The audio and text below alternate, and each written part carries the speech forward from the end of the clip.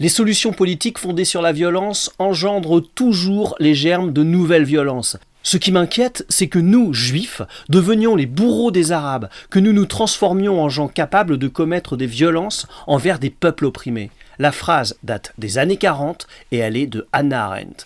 Salut, aujourd'hui je vous propose de découvrir une des grandes figures des sciences politiques du XXe siècle, plus que jamais d'actualité, c'est Hannah Arendt.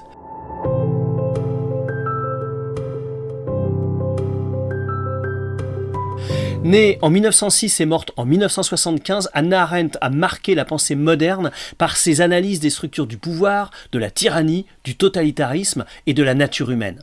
Née à Hanovre, elle grandit à Königsberg où elle est formée entre autres par Martin Heidegger. De confession juive, elle fuit le nazisme en 1933, elle se réfugie en France où elle aide des juifs exilés à gagner la Palestine. En 1940, elle s'évade du camp où elle était internée, elle parvient à se rendre aux États-Unis, elle obtient la nationalité américaine en 1951 après être restée apatride pendant 18 ans. Nourrie de ses expériences, elle devient une politologue convaincue que la vie est un combat permanent pour la liberté. L'originalité de sa pensée vient de ce qu'elle applique l'approche phénoménologique à l'analyse politique. Elle propose de penser les événements en décrivant les conditions de leur apparition. Elle propose de partir de l'expérience vécue des individus. Elle s'intéresse à la manière dont les choses se montrent et sont perçues.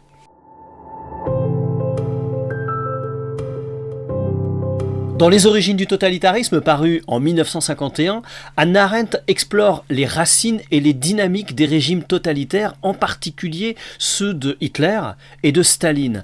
Elle dépeint le totalitarisme comme une force qui broie l'individu en utilisant la terreur pour obtenir non seulement la soumission, mais aussi la complicité active des gouvernés. Elle montre que ce qui a rendu possible le nazisme, c'est la conjonction d'une matière, l'antisémitisme, et d'une forme, la bureaucratie. Et tout ça s'est développé dans le cadre de la manipulation d'une masse atomisée par une idéologie visant à supprimer les conditions du débat démocratique. Hannah Arendt explique, je la cite, « Le totalitarisme vise à organiser les innombrables et à coordonner leur action jusqu'à la perte de leur identité propre. » Fin de citation. Concrètement, ça se passe en plusieurs phases. Isolation des individus, propagande et manipulation de la réalité, terreur et répression, mobilisation d'une idéologie qui prétend offrir une explication exhaustive de la réalité, destruction de la frontière publique-privée, et enfin, destruction des structures politiques et juridiques traditionnelles. Cette approche éclaire la manière dont ces régimes parviennent à impacter et à dominer tous les aspects de la vie personnelle et publique. Le but, c'est d'initier une transformation totale de la société par la peur et par la manipulation idéologique.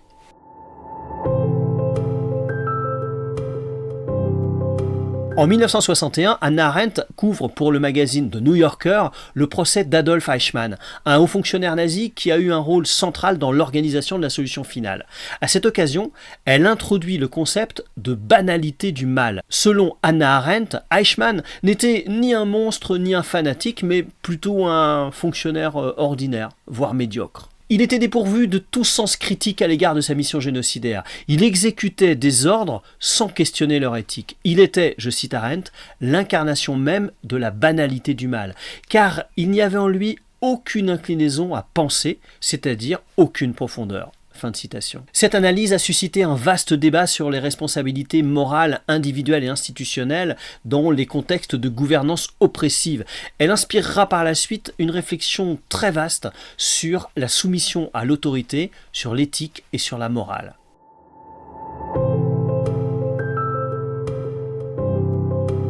Dans La condition de l'homme moderne, paru en 1958, Hannah Arendt distingue 3 activités humaines fondamentales: le travail, l'œuvre et l'action. Elle définit le travail comme l'activité nécessaire à la survie biologique et à la satisfaction des besoins vitaux.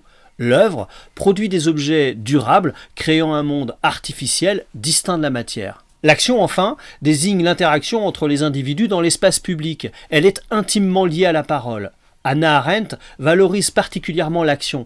Elle est, dit-elle, la seule activité qui se déroule directement entre les hommes sans l'intermédiation des choses ou de la matière. Arendt souligne l'importance de l'action collective et du discours comme moyen d'expression de la liberté et de la pluralité essentielle à la démocratie. Elle s'inquiète de la toute-puissance de la technique qui tend à s'imposer comme la valeur principale qui motive nos choix. Elle est convaincue que l'homme n'est pas, comme le dit Marx, un animal laborans, c'est-à-dire un animal travailleur, mais plutôt, comme le définissait Aristote, un zoon politikon, c'est-à-dire un animal politique.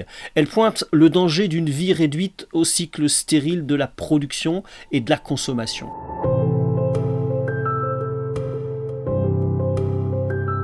Hannah Arendt a développé une position nuancée et critique vis-à-vis de l'État d'Israël. Elle redoutait que la création d'un État juif basé sur un modèle d'État-nation conduise à des conflits interminables avec les populations arabes locales et au final à l'isolement international.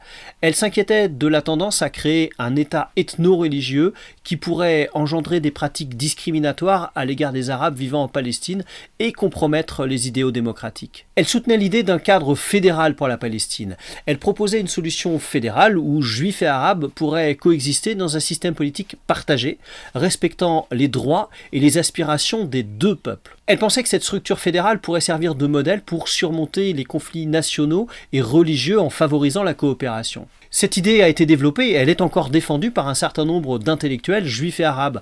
On peut citer par exemple Martin Buber, Edward Said, Avraham Burg ou Ali Abounimah. Alors est-ce que c'est une bonne idée, est-ce que c'est une mauvaise idée? C'est évidemment pas aux sciences sociales de trancher. Par contre, c'est aux sciences sociales de contribuer à éclairer le débat.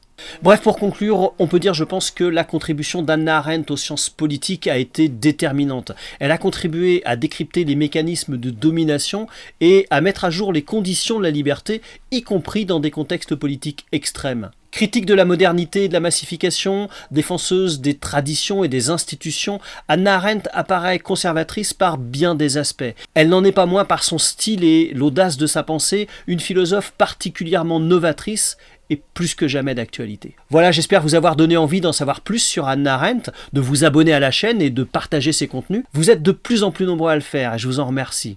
Je vous donne rendez-vous très bientôt pour aborder un autre sujet ou un autre auteur des sciences sociales. D'ici là, portez-vous bien, salut.